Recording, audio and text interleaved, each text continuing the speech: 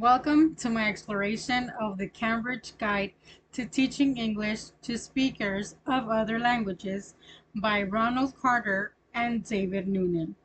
In this video, I will share some highlights I found very interesting and important in a world where English connects millions of us.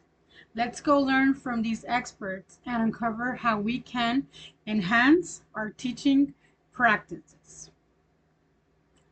Listening is the most practiced language skill along with the other skills, which are reading, writing, and speaking. Listening is giving one's attention to a sound in which we capture the information and process each meaning.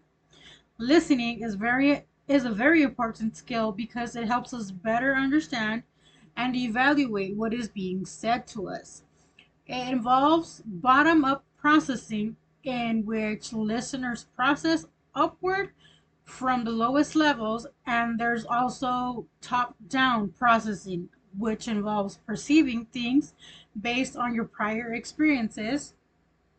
Or in other words, you use what you already know to make sense of the new information that is being given to us. I believe listening became an important role in language during the late 19th century when linguists elaborated a theory of child language and applied it to teaching for foreign languages.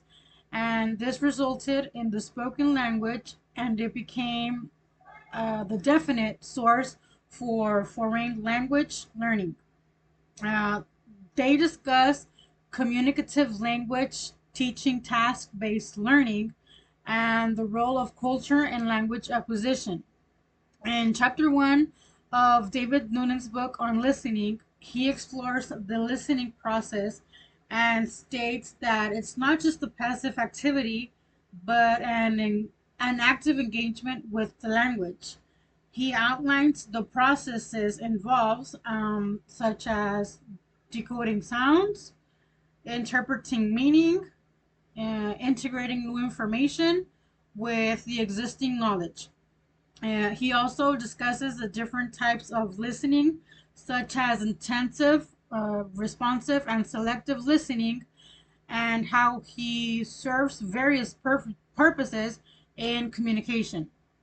And Noonan highlights the significance of context, noting that factors like the speaker's tone, body language, or the situational context, and how can it greatly influence comprehension. This chapter influences common obstacles that learners encounter, for example, anxiety, or when students have limited vocabulary, or difficulties with accents or rapid speech. I believe we as teachers have to be careful when teaching because not all students learn at the same pace or fully understand our words. He talks about specific teaching strategies like pre-listening activities, focused listening tasks, and post-listening discussions. This to help learners overcome these very sometimes hard challenges.